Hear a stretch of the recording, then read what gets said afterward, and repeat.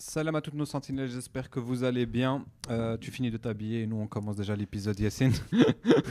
Groupe très intéressant. Pourquoi très intéressant? Parce que intéressant pour nous, les Marocains. Parce que c'est...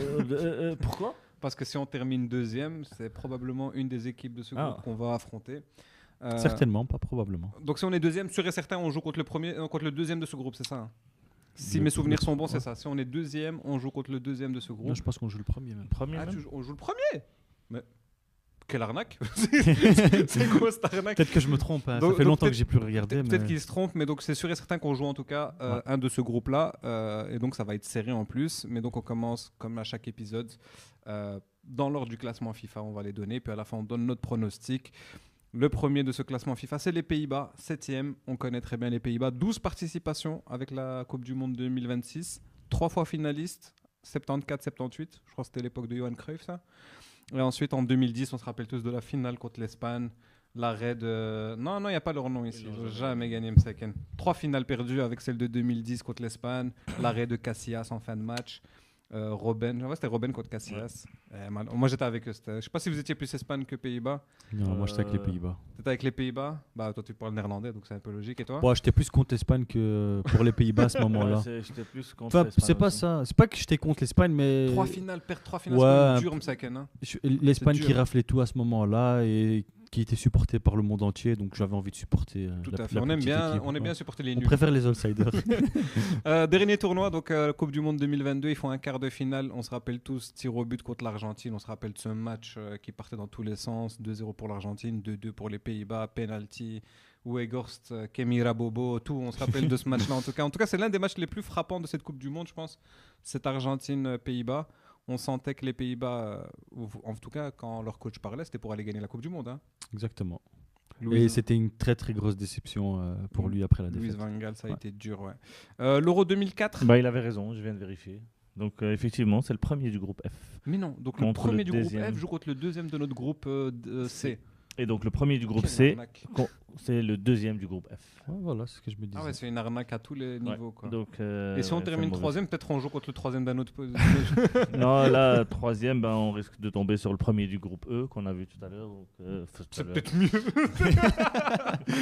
L'Allemagne, hein, du coup, tu voulais rencontrer l'Allemagne. Tu voulais jouer l'Allemagne, donc si on termine troisième. Mais en tout cas, je vous donne les derniers résultats à l'Euro. Donc 2024, ils font demi-finale, ils perdent contre l'Angleterre 2-1.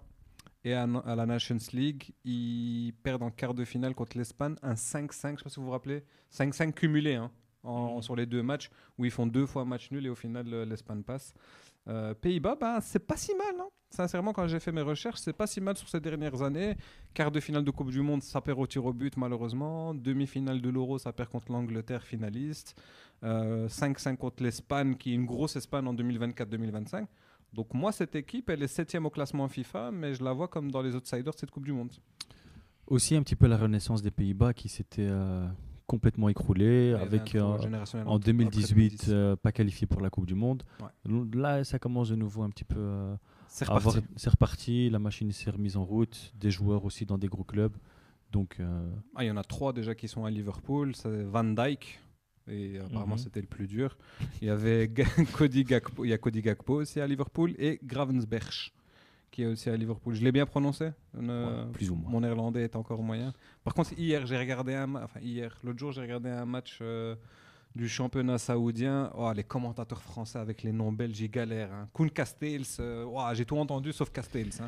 Alderweireld c'était toujours beau. Alderweireld c'était le Harira pour les noms marocains ou Grga. Ils seront privés de Xavi Simons. Qui est blessé. Rupture des ligaments croisés, c'est ça? Ah, Mskin. Contre Tottenham. Avec Tottenham contre. Ok. Contre une équipe. En tout cas, il y a aussi Timber d'Arsenal. Donc, il y a des bons joueurs. Sincèrement, quand tu regardes un peu l'effectif, il y a beaucoup de joueurs. C'est solide à tous les niveaux. Ça vaut pas mal de millions cette équipe. Hein. Ouais. Ça vaut pas mal de millions. Donc, ils seront favoris dans ce groupe-là. Une belle renaissance, comme tu as dit, une nouvelle génération. Et ils sont repartis. Favoris du groupe, mais je ne les vois pas aller très loin, moi. C'est vrai? Non, c'est une équipe, je pense qu'ils vont. Ils peuvent pas monter en fur et à mesure. Moi, je les vois aussi pas taper une grosse équipe. Attention, en 16e, s'ils jouent contre le Maroc, ça va être compliqué pour eux. C'est vrai. Ça en parle beaucoup aux Pays-Bas. Ça en parle de beaucoup. Jouer contre le Marocain. Une déclaration de Van der Vaart qui avait fait un peu jaser. Bah, il a dit quoi? Dis-nous, tu nous fais jamais il fait suspense. Non, mais je comme pense sur Twitter, les gens non, qui disent, moi je sais des trucs. Non, je pensais que c'est de ça que tu parlais. Ouais, je parlais de ça. Ouais, quand il a dit que les Pays-Bas ne devaient pas avoir peur du Maroc et qu'ils étaient une équipe supérieure, etc. Et que les binationaux hollandais qui choisissaient le Maroc, c'était uniquement ceux qui n'avaient pas leur place aux Pays-Bas. Donc, c'est bien, très bien. Ça rajoute encore un peu plus de. Ça rajoute un peu de peps. Mais c'est pas l'avis de tous les Néerlandais. Hein. Oui, ça c'est sûr. Donc, on va parler maintenant du deuxième de ce groupe, hein, qui est classé 18e au classement FIFA. Le Japon, les Nippons. Malheureusement, 8 participations donc avec 2026.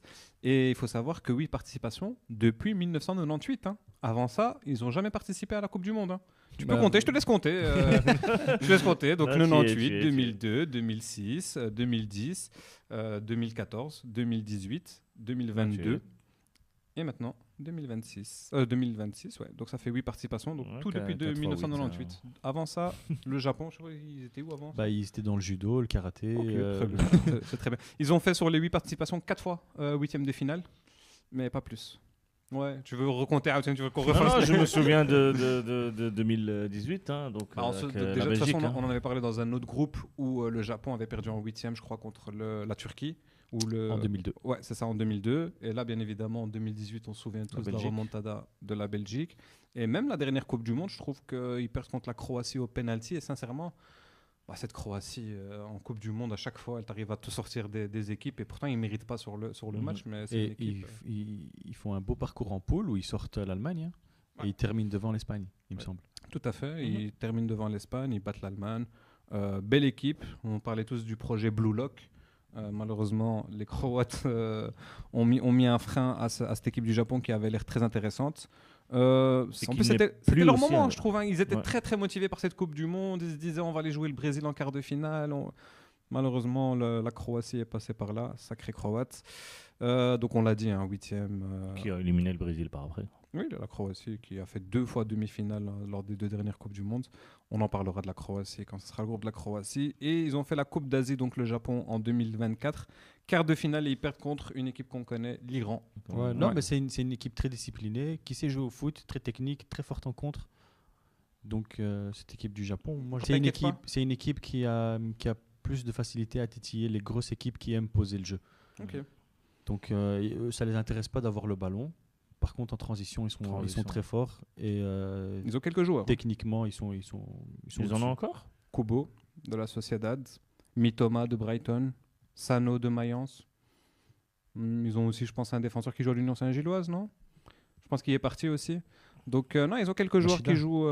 Machida, je pense qu'ils ont quelques joueurs qui jouent en première division un peu partout en Europe.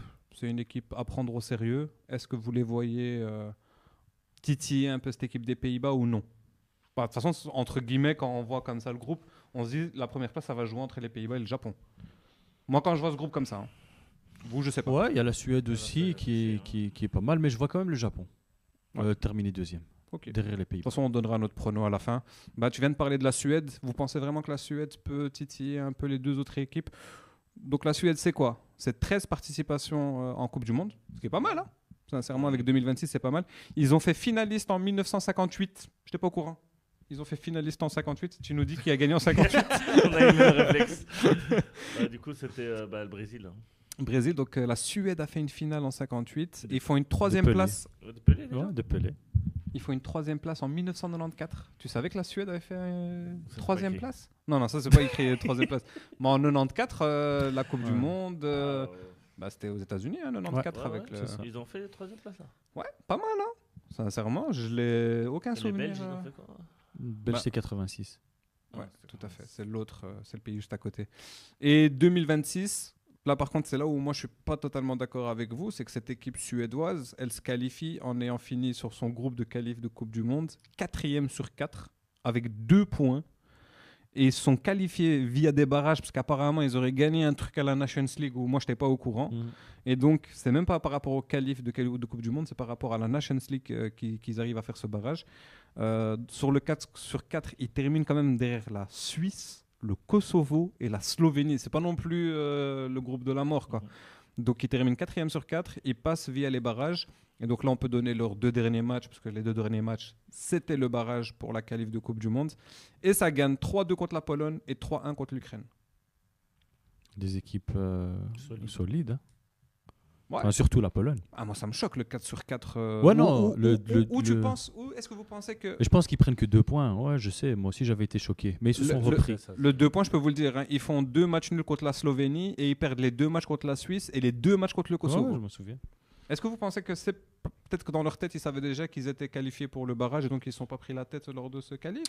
Aucune idée. Mais c'est un groupe qui était à leur portée. Ça joue avec la Suisse, quoi. Voilà, ça joue avec la Suisse. Tu vises la première place. Donc, ouais, c'était un petit passage à vide de cette équipe à ce moment-là. Dernier tournoi Euro 2024 non qualifié. Donc, c'est même pas leur dernier tournoi, ils ne sont pas qualifiés. Parce que lors des qualifs, ils terminent derrière la Belgique et l'Autriche. Je ne sais pas si vous vous rappelez de ça, en tant que Belge, toi. Ouais, je peux que dire oui. C'est surtout en fait les noms qui font peur. C'est un peu Jokeres du côté d'Arsenal qui fait beaucoup parler. Exact. Et c'est Alexander Isak qui est revenu de blessure. Ouais, qui fait pas une bonne saison lui par contre. Par rapport à l'année passée à Newcastle. Il a été blessé toute la saison. Hein. Il fait son transfert à Liverpool et puis dès le début de saison il se blesse. Là il fait son retour. Donc il va arriver frais pour la Coupe du Monde en ayant un petit peu de temps de jeu. Donc, espérons pour lui qu'il gagne un peu de rythme. En fait, il y a une grosse série noire. Donc, à part les 2 victoires pour le barrage, il y a eu énormément une grosse mauvaise passe où ils perdent contre le Kosovo, la Suisse, tout ça. Mais il y avait un match amical qu'on avait regardé un peu contre l'Algérie. Je ne sais pas si vous vous rappelez, ils gagnaient 4-1 ou 4-0. Et après, l'Algérie est revenue à 4-3. Ouais. En ayant aligné une équipe B quasi. Ouais. L'Algérie? Non, la Suède. L'Algérie, c'est toujours une équipe B. J'ai pas regardé. Non, je me souviens du 4. Ouais, c'était avant la CAN. Ouais. Je me souviens. En fait, j'ai l'impression que les répète, Vikings, ils restent toujours dangereux. Hein. C'est des... mais en fait, ce qui nous intéresse pour savoir, c'est est-ce que la Tunisie peut battre cette équipe suédoise qui n'a pas l'air non plus incroyable, qui a des moments à vide, comme on a vu lors de ses qualifs où il termine 4e sur 4. Est-ce que la Tunisie, elle peut pas aller chatouiller cette équipe, aller chercher peut-être un 3 points, aller chercher une meilleure 3e place? Parce que j'ai vu beaucoup de gens parler sur les réseaux, personne ne voit la Tunisie passer. La Tunisie, c'est 4e sur 4, peut-être même avec 0 points, merci, au revoir. On a vu à la CAN. C'est ça, en fait. C'est une équipe qui nous a déçus ces derniers temps. À la CAN, ils n'ont pas proposé grand-chose. Ils se font sortir par le Mali sur un match nul où la palme d'or du match le plus dégueulasse de l'histoire du football. Non, mais effectivement, donc la Suède, on a dit qu'elle était 38e au classement FIFA. La Tunisie n'est pas très loin derrière, elle est 44e. 7e participation avec cette Coupe du Monde en 2026, tout comme le Maroc. On sait qu'il y a le Cameroun avec 8 participations. Ensuite, c'est le Maroc et la Tunisie avec 7 participations. Donc c'est une équipe qui est souvent présente, là, ouais. Mais qui passe jamais le premier tour. Malheureusement, c'est une équipe qui n'a jamais passé le premier tour dans son histoire. Hein? Est-ce qu'elle a déjà gagné un match? Ils ont déjà gagné en France 22. Oui, 1-0, c'est vrai. Ils gagnent 1-0 contre l'équipe, les remplaçants de l'équipe de France. C'est vrai. Ils sont très contents de cette victoire. Je sais pas si c'est bien. C'est bien. Tu bats l'équipe B de la France, c'est déjà bien. Avec un but de Khazri. Kazri, Wabi Kazri, donc qui est devenu maintenant. Il est pas dans le staff là maintenant? Aucune idée. En tout cas, on peut dire qu'ils ont un nouveau coach. Sabri Lamouchi. Donc, dernier tournoi, vous l'avez dit, 2025, élimination contre le Mali dans un match horrible où ils jouent tout le match à 11 contre 10 en plus. Et ils n'ont pas su finir ce match. Et en 2024, premier tour. Là aussi, ça a été horrible pour la Tunisie. Ils ne passent même pas le premier tour. Pourtant, sur les 2 derniers matchs amicaux, c'est pas si... Bon, non, si, Haïti, un match nul. Non, ils font 1-0 contre Haïti et ils font 0-0 contre Canada. De toute façon, c'est une équipe qui ne marque pas beaucoup. Hein. Ouais. Ils ont quelques joueurs. C'est une équipe qui est désagréable à jouer. Tu vois, c'est leur style de jeu. Hannibal, moi je vois pas. Devant, il y a le petit jeune aussi qui est pas mal. J'ai oublié son nom. Qui joue en D2 allemande. Je sais même plus. Il y en a un qui joue en D2 allemande, je crois, Karlsruhe ou un truc comme ça.